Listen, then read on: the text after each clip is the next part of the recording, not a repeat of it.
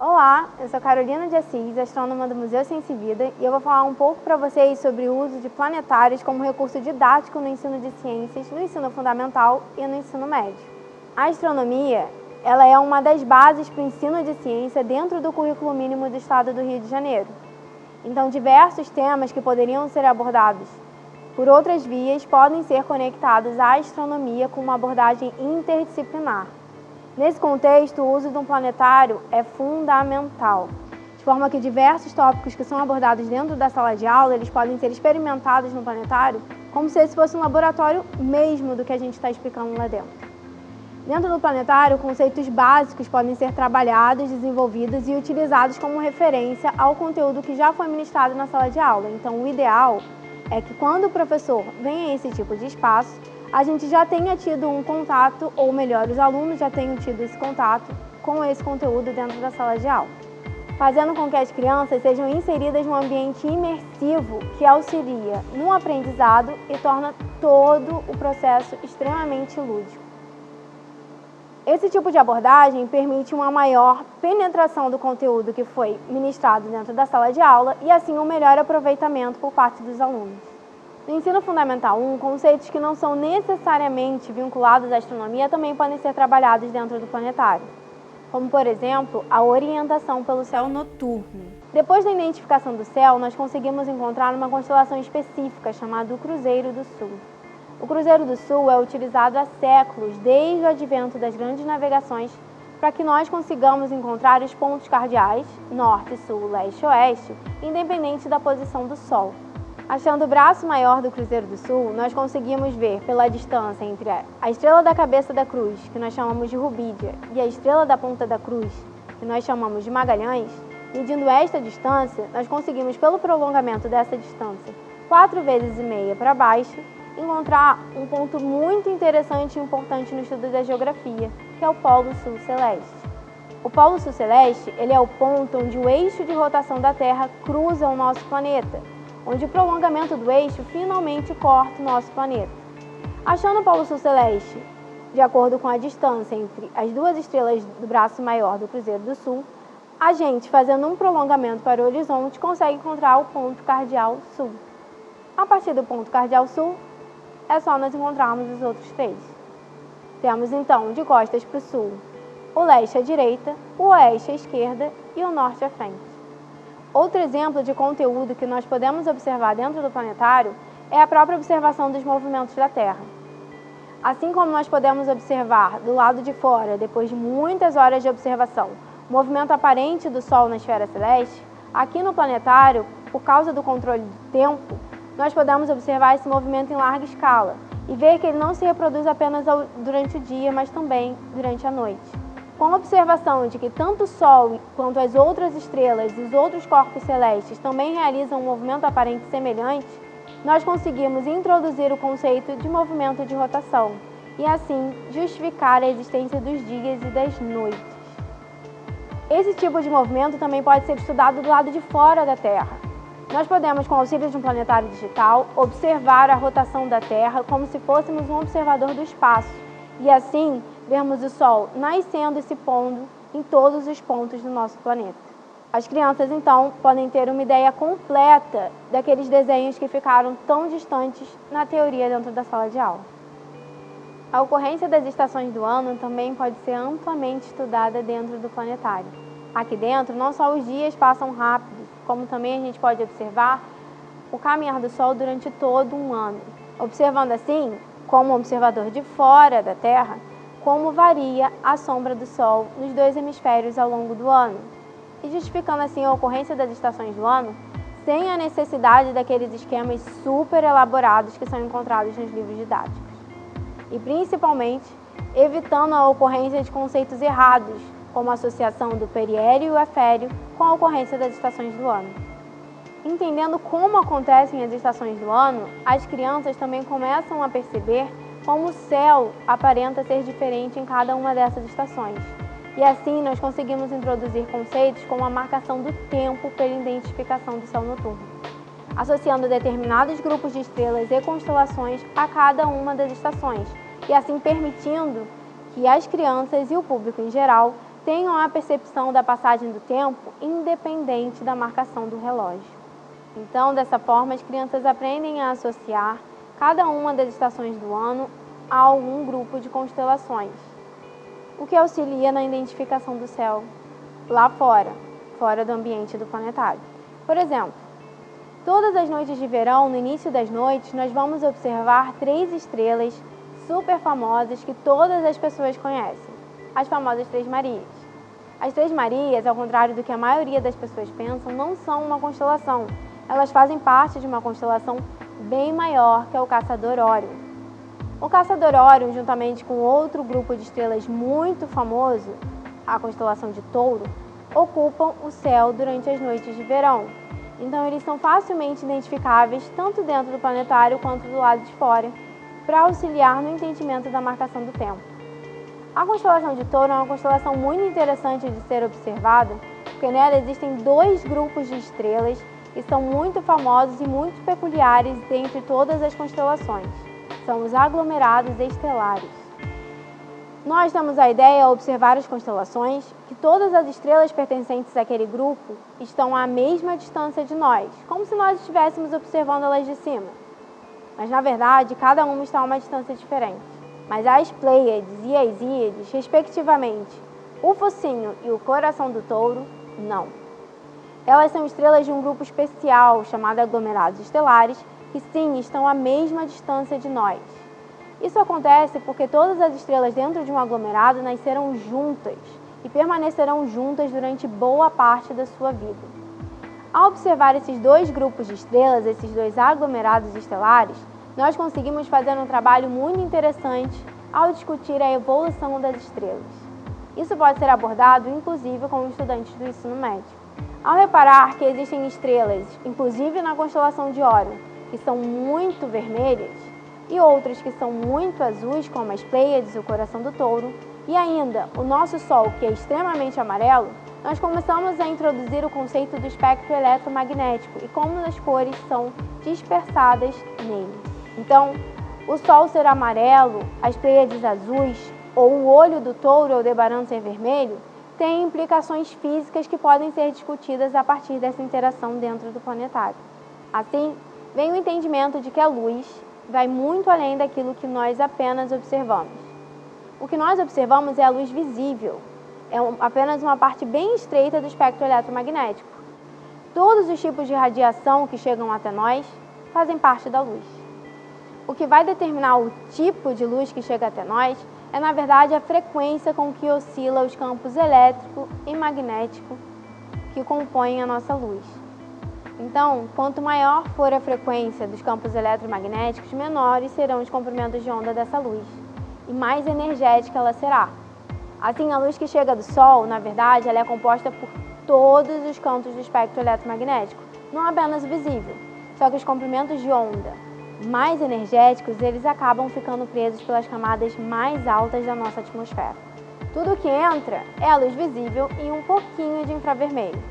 Quando essa luz bate na superfície da Terra, parte dela é absorvida e assim refletida em comprimentos de onda muito mais longos, onde a oscilação do campo eletromagnético tem uma frequência bem menor. Esses comprimentos de onda refletidos são o infravermelho. É aquilo que a gente observa quando o asfalto está muito quente, aquelas ondinhas subindo. Pois é, a gente está vendo o infravermelho. O infravermelho refletido pela superfície da Terra, ele é muito importante para a manutenção da temperatura do nosso planeta. E essa é outra discussão que nós conseguimos trabalhar de forma indireta com o conteúdo dentro do planetário. O infravermelho não tem esse nome à toa. A gente chama de infravermelho porque esses comprimentos de onda estão depois do comprimento de onda da luz vermelha, que é o último comprimento de onda que nossos olhos conseguem enxergar. A frequência com que oscila a luz do campo eletromagnético também fornece para a gente um outro dado fundamental na astronomia, a temperatura. Quanto maior a frequência da luz incidente, menor o comprimento de onda dela. E isso reflete o quão excitados estavam os fótons quando saíram da estrela. Assim, o comprimento de onda da luz emitida pela estrela vai refletir não apenas a sua temperatura, mas também uma mudança de cor. Lembra quando eu falei que o Sol era amarelo, as Pleiades eram azuis e algumas outras estrelas, como o Olho do Touro ou Aldebaran, eram vermelhas? Isso, então, reflete a frequência da luz que está saindo dessas estrelas e chegando até nós. Isso, então, vai refletir uma questão de temperatura entre estrelas. Se quanto maior a frequência, mais excitados estão os fótons daquela luz, então mais quente é aquela estrela da qual saiu esse fóton. Assim, estrelas como as Pleiades, que são extremamente azuis, também são extremamente quentes. Estrelas como o Olho do Touro, Aldebaran, são extremamente frias, pois têm uma coloração muito avermelhada. Apenas observando 3 tipos de estrelas diferentes no céu, a gente já consegue inferir, então, uma característica fundamental no estudo delas, que é a temperatura. Isso veio por causa do estudo do espectro eletromagnético. Na astronomia, tudo o que se estuda é luz, já que os objetos estão extremamente distantes para que a gente chegue lá e consiga uma amostra. Dessa forma, a espectroscopia é fundamental para que nós tenhamos o entendimento dos astros que estão aí no universo. Além da temperatura, outra informação que nós conseguimos tirar da luz que as estrelas emitem é a sua idade. Estrelas como as Pleiades, em aglomerados estelares abertos, elas são extremamente jovens e não apenas isso, são estrelas que nasceram há pouquíssimo tempo. Estrelas bebês. Então, quando nós observamos estrelas extremamente azuis, nós sabemos também que a idade delas é muito pouca. De 95% a 98% de todas as estrelas que existem no universo são estrelas mais antigas, que a gente chama de estrelas de massa baixa e massa intermediária. Ou seja, a temperatura, a luz das estrelas, ela reflete também uma questão de evolução. Ou seja, além de indicar a temperatura, a luz das estrelas também dá uma dica para a gente de como é a trajetória evolutiva desses objetos. Porque as estrelas, assim como nós, elas nascem, se desenvolvem e morrem um dia. Como as estrelas vão morrer e quanto tempo vai durar a vida delas vai depender intrinsecamente da massa com a qual elas nascem. Ao contrário do que muita gente pensa, as estrelas não nascem em qualquer lugar do universo, não. Elas nascem em locais específicos, chamados nuvens interestelares, ou nuvens moleculares. Essas nuvens são nuvens extremamente frias, com uma temperatura aproximada de uns 100 Kelvin apenas, e cheias de gás e poeira. A nuvem sozinha não dá origem a estrelas, é necessário que haja um estímulo externo, uma ionização dessa nuvem, um acréscimo de temperatura para que ela fique instável e comece a gerar pequenas quebrazinhas que vão dar origem a estrelas. Obviamente, esse conceito diretamente não pode ser trabalhado com o planetário, mas com o planetário nós conseguimos observar diversos exemplos de estrelas em diferentes estágios evolutivos, como, por exemplo, as próprias nuvens interestelares em diversas regiões do céu, como a famosa nebulosa de Órion, na constelação de Órion. Depois da quebra da nuvem em pequenos núcleos, esses núcleos vão sozinhos se tornarem instáveis e começarem a colapsar, até que o seu núcleo comece a atingir um ponto essencial para o equilíbrio e vida de uma estrela, uma situação de equilíbrio chamada equilíbrio hidroestático, trabalhada em mecânica dos fluidos durante o ensino médio. É através da manutenção do equilíbrio entre a força gravitacional da estrela e a força da pressão da radiação e do gás dela, que a estrela se mantém viva durante toda a sua trajetória evolutiva. Todos os momentos em que esse equilíbrio é rompido, há uma mudança na estrutura da estrela e, portanto, uma mudança de fase evolutiva. As fases evolutivas das estrelas são observadas num diagrama que nós chamamos de diagrama Hertzsprung-Russell, o diagrama HR. Nele estão delineadas todas as fases evolutivas de uma estrela. Como eu comentei inicialmente, o quanto uma estrela vai evoluir e quais são as fases que ela vai passar vai depender intrinsecamente da massa com a qual ela nasceu, ou seja, da massa daquele pequeno fragmentozinho que colapsou da nuvem original. O quão grande é esse fragmento vai determinar quais são as fases evolutivas que uma estrela vai passar e, portanto, vai determinar a forma como nós a observamos no céu e também no céu do planetário. Estrelas cujo fragmento inicial era muito massivo, dão origem a estrelas muito massivas e azuis, como as Pleiades. Essas estrelas vão ter fases evolutivas consecutivas e muito mais rápidas do que estrelas como o nosso Sol, que são estrelas bem menos massivas. Estrelas como as Pleiades, que já nascem azuis, elas têm mais de 8 massas solares. Elas vão evoluir queimando o hidrogênio, o principal constituinte estelar, dentro do seu núcleo, até que esse hidrogênio seja extinto, transformado em hélio. O hélio, por sua vez, vai ser queimado em elementos mais pesados, como oxigênio e carbono, e assim sucessivamente por todos os elementos da tabela periódica, até nós chegarmos no famoso ferro, um elemento que não permite a sua queima sem que se ceda muito calor. Assim, conceitos termodinâmicos estão envolvidos na manutenção da estrutura da estrela. Todas as vezes que o equilíbrio hidrostático é rompido, a estrela vai mudar de estrutura. Quando estrelas de massa muito alta, como as Pleiades, que já nascem azuis, conseguem chegar num núcleo de ferro e esse núcleo não consegue ser queimado, a pressão de radiação não consegue equilibrar a força da gravidade e assim a estrela começa a colapsar. Todas as camadas da estrela, então, vão caindo em direção ao centro. E quando essas camadas chegam ao centro, nós temos uma onda de choque que empurra todas essas camadas em todas as direções do universo, uma liberação muito grande de energia.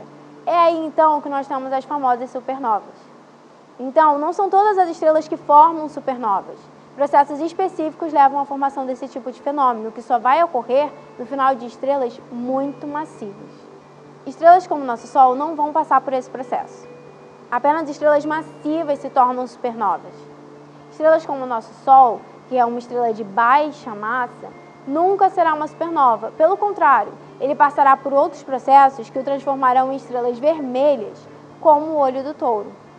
Estrelas como o nosso Sol, elas estão numa fase chamada sequência principal. É a primeira fase de vida da estrela e é quando ela começa a queimar o hidrogênio constituinte transformado em hélio, dentro do núcleo. Estrelas como as Pleiades não têm nenhuma dificuldade em continuar queimando consecutivamente os seus elementos no núcleo, porque elas conseguem manter uma temperatura extremamente alta para isso. Assim, no final da vida da estrela, antes dela colapsar como uma supernova, a estrutura da estrela vai ser composta por um núcleo, um caroço de ferro, com diversas camadas de queima de elementos acima deste. Com a última camada, bem pertinho da atmosfera, uma camada de queima de hidrogênio. São essas camadas que colapsam e caem uma em cima das outras, formando a supernova. Mas estrelas como o Sol, que não tem uma temperatura tão grande, elas não vão conseguir alcançar a temperatura certa para queimar o próximo elemento, muito mais pesado, assim que terminam de queimar o anterior. Logo, quando o hidrogênio acaba no núcleo, ele é totalmente extinto e só fica uma pequena camada de queima ao redor do núcleo de hélio, a estrela não consegue manter essa queima. E assim, não consegue manter uma pressão de radiação que equilibre a força da gravidade. Esse é o primeiro ponto de quebra do equilíbrio hidrostático da estrela e é o primeiro ponto de colapso. Assim, à medida que a força da gravidade vai se sobrepondo à pressão de radiação, todas as camadas vão sendo jogadas para o centro da estrela, em direção ao núcleo, da mesma forma que aconteceu lá com as supernovas. À medida que isso vai acontecendo e todas as camadas vão caindo em direção ao núcleo, esse núcleo se contrai com o peso dessas camadas. E também porque o hélio é um elemento muito mais pesado do que o hidrogênio. Esse núcleo, então, começa a ficar degenerescente. E essa pressão de degenerescência gera também uma liberação de energia gravitacional, empurrando as camadas um pouco para cima, até que a pressão nesse núcleo seja tão alta, que finalmente o hélio possa ser queimado. Então, ao contrário das estrelas de alta massa, que conseguem queimar consecutivamente seus elementos e assim produzindo novos elementos no núcleo, estrelas como o Sol, de baixa massa, têm um pouquinho mais de dificuldade para chegar nesse ponto. Para queimar o hélio, foi necessário todo um reajuste de estrutura e uma liberação de grande quantidade de energia gravitacional. Quando essa energia é liberada, a degenerescência do núcleo some. O hélio, então, começa a ser queimado de dentro para fora e uma pequena camada de queima de hidrogênio continua ao redor da estrela. Aos poucos, a pressão de radiação vai começando a equilibrar a gravidade novamente e a estrela vai começando a se tornar um pouco estável. O importante de se perceber a questão da instabilidade da estrela e a manutenção do equilíbrio hidrostático é que toda a estrutura da estrela ou a formação de uma nova estrutura depende especificamente da manutenção desse equilíbrio. Toda vez que ele for rompido, a estrela vai ajustar sua estrutura para manter este equilíbrio novamente, e toda vez que esse equilíbrio for rompido, vai ter não só uma reorganização da estrutura da estrela, mas em estrelas como o Sol, isso só acontece quando há uma mudança da composição química nuclear. Quando o hélio for finalmente extinto do núcleo, nós teremos então duas camadas acima deste, uma camada esquema de hidrogênio, uma camada esquema de hélio e um núcleo de carbono e oxigênio. E o processo todo meio que vai se repetir. O problema é que para estrelas como o Sol, a temperatura necessária para a queima do carbono e oxigênio nunca será alcançada. O próximo passo, com a ausência dessa queima dentro do núcleo, vai ser um novo colapso. Para as estrelas de baixa massa, porém, o colapso não acontece da mesma forma que acontece com as de alta massa, com a explosão magnífica de uma supernova. Numa estrela de baixa massa, vai haver um supervento numa fase chamada ramo assintótico das gigantes, e esse supervento vai acabar expelindo um pouco a atmosfera da estrela para o meio interestelar. Quando a estrela chegar na fase do ramo assintótico das gigantes, vai haver um supervento que vai expelir boa parte da atmosfera dela e vai acabar orbitando um carocinho de núcleo de carbono e oxigênio. Esse núcleo, que é extremamente quente, vai acabar ionizando esse envoltório que foi formado, que nós chamamos de envoltório circunstelar, e assim vai produzir um espetáculo da natureza que todo mundo aqui já viu uma vez na vida, chamado nebulosas planetárias. As nebulosas planetárias não são uma nebulosa do tipo daquelas que formam estrelas. Elas são, na verdade, estágios finais de estrelas como o Sol, onde a estrela central é um carocinho que antes estava todo encoberto por uma grande atmosfera. Com o tempo, esse envoltório vai se dispersar pelo universo e só vai sobrar a estrela central, um caroço de carbono e oxigênio, se resfriando indefinidamente pelo universo. Essas são as anãs brancas. As anãs brancas são o último estágio que nós conhecemos de estrelas como o nosso Sol. Então, o final do Sol não é uma supernova gigantesca que todo mundo vai observar a luz. O final do Sol é ser um caroço de carbono superpressurizado no universo. Tudo isso a gente conseguiu observar através do estudo da luz que nós observamos as estrelas, a espectroscopia. Dentro do planetário, não dá para observar as estrelas, tem que ir para um observatório, tirar o espectro delas, mas aqui dentro a gente consegue identificar diferentes colorações e trabalhar esses temas. Então, dentro do planetário, nós conseguimos ver diversos conceitos que já foram ou podem vir a ser abordados dentro da sala de aula, sendo uma ferramenta extremamente interessante para a complementação do ensino. Além dos planetários fixos, como o planetário do Museu Ciência e Vida e o Planetário Municipal do Rio de Janeiro, na Gávea, existem diversos planetários móveis que podem ser utilizados por vocês, professores. Bem, muito obrigada pela atenção e eu estou esperando a visita de vocês.